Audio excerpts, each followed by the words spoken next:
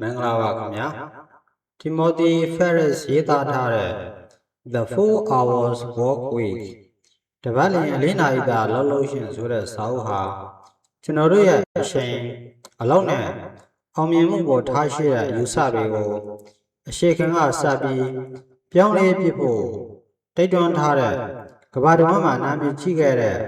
ဘဝနေထိုင်မှုပုံစံ lifestyle design ဆိုင်ရာလွှမ်းညွှန်စာအုပ်ကောင်းတစ်ဖြစ်ပါတယ်ဒီနေ့မှာတော့ဒီစာအုပ်ကိုအချင်းချုပ်တင်ပြပြတော့မှာဖြစ်ပါတယ်ကျွန်တော်တို့ဟာအလုံးလုံးဖို့အတွက်အသက်ရှင်နေတာလားဒါမှမဟုတ်အသက်ရှင်ဖို့အတွက်အလုံးလုံးနေတာလားယနေ့ခေတ်မှာတော့ရှမ်းသာကြွယ်ဝခြင်းဆိုတာဗန်ထိတ်ကငွေပမာဏတစ်ခုတည်းကိုမဆိုလိုတော့ပါဘူးစာရေးသူက New Rich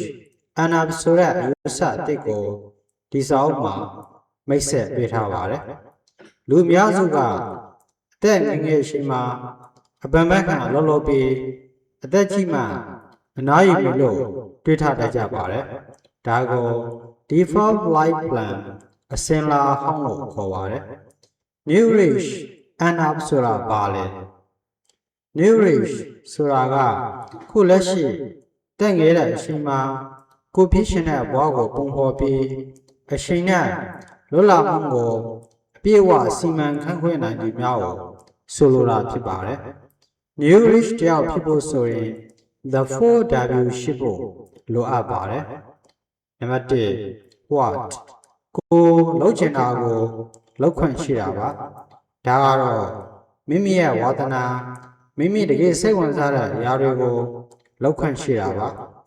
အသက်ရှင်ရည်ဖို့အတွက်တည်းမဟုတ်ပဲမိမိဘဝကိုအတိတ်ပဲရှိစေမဲ့လုပ်မျိုးကိုရွေးချယ်လောက်ကနိုင်တဲ့လွတ်လပ်မှုဖြစ်ပါတယ်နံပါတ်2 1ကိုလှုပ်ချင်တဲ့အချိန်မှာလှုပ်ခွင့်ရှိတာပါမနေ့9နာရီကနေညနေ9နာရီအထိရုံးမှာပိတ်မိနေတာမျိုးမဟုတ်ပဲမိမိရဲ့အားအကောင်းဆုံးအချိန်ဓမ္မမဟုတ်မိမိအဆင်ပြေဆုံးအချိန်မှာအလုပ်လုပ်နေတာပါတပတ်ကို4နာရီပဲလုပ်လို့မလားဒါမှမဟုတ်တစ်လလောက်အပြတ်အသတ်လုပ်လို့ပြီးနောက်တစ်လနောက်မလို့ဆိုတာကိုကိုယ်တိုင်ဆုံးဖြတ်နိုင်တာမျိုးပါနံပါတ်3ဝက်ကိုဖြစ်ရှင်တဲ့နေရာကနေလောက်ခွင့်ရှိတာပါ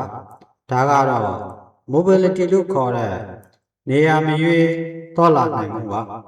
အင်တာနက်ရှိတဲ့ဘယ်နေရာကမဆိုဥပမာကန်းရှင်မှာဖြစ်စေတခြားနိုင်ငံတစ်ခုမှာခီးသွားလာရင်ဖြစ်စေအလောက်လုံးနိုင်တဲ့လွတ်လပ်မှုဖြစ်ပါတယ်နေရာတစ်ခုမှတခြားနေရာတစ်ခုသို့သွားလာနေရတာကဘောကိုပိုးပြီးစိတ်လှုပ်ရှားစရာကောင်းစေပါတယ်နံပါတ်4 with homes ကိုတွေ့ဖက်အလောက်လုံးလို့သူတွေနဲ့လောက်ခွင့်ရှိတာမျိုးပါဒါကလည်းအရင်ရေးကြည့်ပါတယ်မိမိမနိုင်တဲ့သူတွေစိတ်ဖိစီးမှုပေးတဲ့သူတွေနဲ့အတူလောက်လို့ရတာဟာငရေကြတယ်ပါပဲ New Rich တွေကတော့မိမိကိုအကျိုးပြုမဲ့သူတွေမိမိရှိခံရတဲ့သူတွေနဲ့အချိန်ပေးအလောက်လောက်ခွင့်ရှိပါတယ်ဒီလေးရှိတာမရှိဘူးဆိုရင်ပိတ်ဆံဘယ်လောက်ရှိအလုပ်ထဲမှာအကျဉ်းကျနေကြပါပဲ New Rich ဖြစ်ဖို့ဆိုတာငွေအချိန်လွတ်လပ်မှုသုံးခုစလုံးပေါင်းစပ်မှရနိုင်တာဖြစ်လို့ဒီလေးချက်ဟာမရှိမဖြစ်လိုအပ်တာဖြစ်ပါတယ်ဒီနေပြဟာ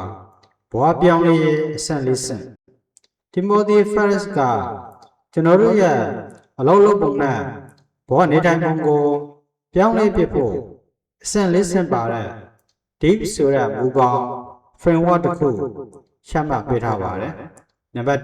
1 D definitions ပန်းတိုင်ကိုအဓိပ္ပာယ်ဖွင့်ဆိုရတာပါပထမဆုံးအဆင့်ကတော့လူအများစုလက်ခံထားတဲ့အောင်မြင်မှုဆိုတဲ့ယူဆကိုပြောင်းလဲသတ်မှတ်ဖို့ဖြစ်ပါတယ် New Rich တယောက်ဖြစ်ဖို့ဆိုရင်သင်ဟာဘာကိုလိုချင်တာလဲဆိုတာကိုတိတိကျကျသိရပါမယ် Fear setting ကြောက်ရွံ့မှုကိုရင်ဆိုင်ရပါမယ်လူတွေဟာပြောင်းလဲဖို့ကြောက်ကြပါတယ်ကြည့်သင်ဟာအလောက်ကနေထွက်လိုက်ရင် ဒါမှမဟုတ်အပြောင်းလေးလုပ်လိုက်ရင်ဖြစ်လာနိုင်မဲ့အစိုးဆုံးຢာတွေကိုရှာရည်ပြီးအဲ့ဒါတွေကိုဘယ်လိုဖြေရှင်းမလဲဆိုတာကြိုတင်ပြင်ဆင်ထားဖို့လိုအပ်ပါတယ် dream planning အဲ့မဲ့ကိုလက်တွေ့အကောင့်တွေပေါ်ရပါမယ်ရှင်းတာရှင်းနေဆိုရက်ရေဘူးရစကလုံးအစားတန်ဘာတွေပိုင်ဆိုင်ချင်တာလေဘာတွေဖြစ်ချင်တာလေဘာတွေလုပ်ချင်တာလဲဆိုတာကို6လသို့မဟုတ်တစ်နှစ်ထိုင်လိုက်သားမှတ်ပြီးရှာရရပါမယ်အဲ့ဒီအိမ်မက်တွေအတွက်မန်နေဂျာဖြစ်လာဖို့ကုန်ကြမ်းမဲ့ဇဲတွေကိုတွက်ချက်ပြီးဒီနေ့ချင်းစီမှာဘယ်လောက်ရှာဖို့လိုအပ်သလဲဆိုတာအသေးစိတ်ပုံဖော်ရတာဖြစ်ပါတယ်နံပါတ်2 eliminations အရေးမကြီးသည့်များကိုဖေထုတ်ရပါမယ်ဒုတိယအဆင့်ကတော့အရှိန်ကိုအလေးလွတ်မဖြစ်အောင်စီမံရတာပါဒီနေရာမှာအလောက်များနေခြင်းနဲ့ထိရောက်ခြင်းဆိုတဲ့ productive ကိုခွဲခြားဖို့လိုအပ်ပါတယ် Pareto laws IT20 principle သဘောအရတန်းရဲ့ရလ80ရာခိုင်နှုန်းဟာတန်လုံးနေတဲ့အလုပ်20ရာခိုင်နှုန်းစီကနေလာတာဖြစ်ပါတယ်ဒါကြောင့်အေးမပါတဲ့80ရာခိုင်နှုန်းသောအလုပ်တွေကိုဖေထုတ်ပြီးတကယ်ရလထွက်စေမဲ့20ရာခိုင်နှုန်းသောအလုပ်တွေကိုအာရုံစိတ်လုပ်ဆောင်ရပါမယ်အလုပ်တစ်ခုကိုပြည့်အောင်လုပ်ဖို့အချိန်အများကြီးပေးထားရင်အဲ့ဒီအလုပ်ကပိုကျသွားတတ်ပါတယ်ဒါကြောင့်အလုပ်တွေကိုအချိန်တိုးတိုးနဲ့ပြပြတတသတ်မှတ်ပြီးအာရုံစိတ်လုပ်ဆောင်ရပါမယ်အေးမပါတဲ့သတင်းတွေ email တွေနဲ့ social media တွေမှာအချိန်မကုန်ပါစေနဲ့ email message စစ်တာတွေကိုဒီနေ့2ချိန်ပဲကန့်သက်တာမျိုးကတည့်ရဲ့အချိန်ကိုအများကြီးသက်သာစေပါတယ်နံပါတ်3 automations အလိုလျောက်စနစ်တစ်ခုတည်ဆောက်ရပါမယ်ဒီအဆင့်ကတော့တည့်ရဲ့အချိန်ကိုငွေနဲ့မလဲပဲတန်အိတ်နေတဲ့အချိန်မှာတောင်ငွေဝင်နေမဲ့စနစ်တစ်ခုတည်ဆောက်ဖို့လိုအပ်ပါတယ်ပထမဆုံးအနေနဲ့ outsourcing လို့ခေါ်တဲ့အလုပ်လုပ်ရခြင်းအလုပ်ကိုလုပ်ဆောင်ရပါမယ်တန်ရဲ့ဖို့တဲ့အချိန်တွေကိုတာမန်အလုပ်တွေမှာအချိန်မဖြုံးလိပါနဲ့တနာရီလောက်အခတက်တာတဲ့တချို့သောအလုပ်တွေကို virtual assistant online လက်ထောက်တွေစီကိုလွှဲအပ်ထားဖို့လိုအပ်ပါတယ်ပြီးရင်တော့တန်ကိုယ်တိုင်အချိန်ပေးเสียရမလို့ပဲလေပတ်နေမဲ့စီးပွားရေးလုပ်ငန်းတစ်ခုကိုဖန်တီးရပါမယ်ဥပမာ online ရောင်းဝယ်ဒါမှမဟုတ်နေပညာဝန်ဆောင်မှုမျိုးပေါ့အဓိကရွေးချက်ကတော့မိမိကိုယ်တိုင်ဝန်မပါရပဲပိတ်စင်စည်းဝါးနေမဲ့ cash flow စနစ်တစ်ခုတည်ဆောက်ဖို့ဖြစ်ပါတယ်နံပါတ်4 else leverations လွှမ်းမြောက်ခြင်းပါနောက်ဆုံးအဆင့်ကတော့နေရာဒေသအကန့်အသတ်ကနေလွှမ်းမြောက်ဖို့ဖြစ်ပါတယ် mobile lifestyle ဆိုတာကနေရာမျိုးတော်လာနိုင်တာမျိုးပါမနေ့9နာရီကနေညနေ9နာရီအထိရုံခန်းတက်မှာပိတ်မိနေတဲ့ဘောကနေရုံထွက်ပြီးကမ္ဘာဘယ်နေရာကမဆိုဘလောက်လုံးနိုင်အောင်ပြင်ဆင်တာမျိုးဖြစ်ပါတယ်အင်တာနက်ရှိုံနဲ့မိမိစိတ်ကြိုက်နေရာကနေအလောက်လုံးနိုင်တဲ့လွတ်လပ်မှုကိုတည်ဆောက်တာဖြစ်ပါတယ်mini retirement ဆိုတာကခေတ္တအနားယူတာပါသက်60ကျော်မှအနားယူမယ်လို့စောင့်မနေပဲခုလက်ရှိ